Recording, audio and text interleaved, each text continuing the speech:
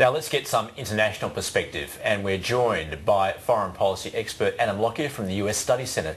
Adam, good to see you. Good morning. Let's look at what the coalition has in store for its foreign policy.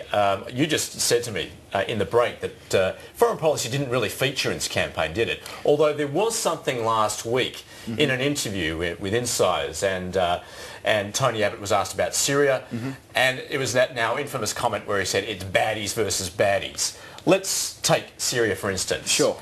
How is the coalition likely to approach it? Yeah, so the baddies versus baddies comment. Now, in DC, they've been saying more or less the same thing for a while now. So both the White House, Congress, and the US media have all recognised that there are distasteful, almost, and also threatening sections of the Syrian rebels. However, they've been also very conscious of not taking anything off the table, any options off the table. So they've shied away from that sort of simplistic language, such as baddies versus baddies, because there might be the option of arming the rebels and supporting the rebels in the future, and they don't want to sort of corner themselves in a position where they can't take all possible options. So how do you feel a Tony Abbott-led government will approach the issue of Syria? Obviously, we have the US, which is talking about possible military intervention and pushing that line. Where do you see Australia fitting in that picture? We'll politically support them. So in the United Nations particularly, if the resolution does come forward, we'll support any US resolution for intervention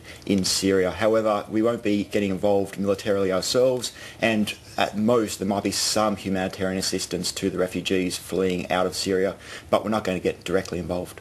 Let's talk about your policy area in the United States.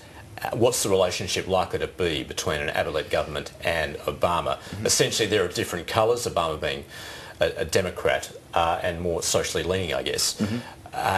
What do you think that relationship is going to be between the two? Well, the relationship between Australia and the United States is incredibly stable, friendly, close, and so it largely transcends any change of government in either Canberra or Washington.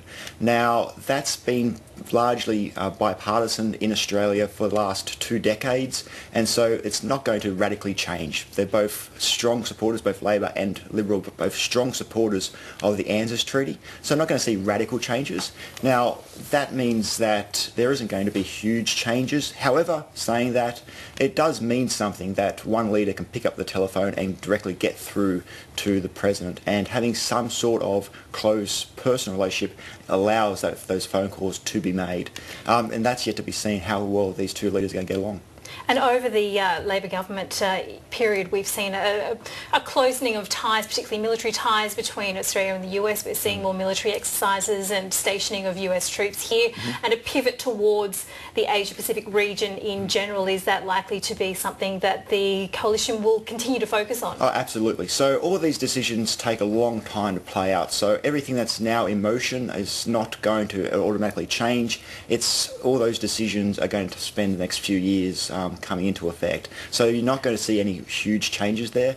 So all those things that are now currently being negotiated with, they'll continue to be negotiated. Of course, one of the big policy areas discussed in the campaign was that of asylum seekers and what to do with the boats. And the coalition put forward the buying back the boats and so on. How are the Indonesians likely to receive this if the coalition pursues this policy? Well, it's difficult to see how that's going to be implemented.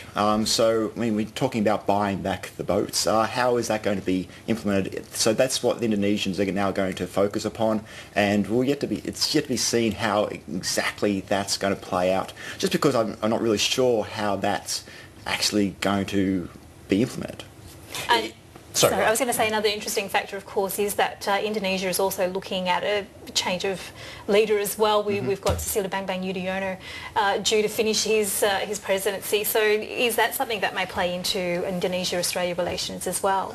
So, I mean, once again, this relationship is fairly stable, and it's not even less than the United States relationship. The relationship between Australia and Indonesia is based upon country-to-country dialogues at the ministerial level, at the leadership level, but it largely transcends, once again, any change in government. Adam Lockyer, thanks very much. Thank you.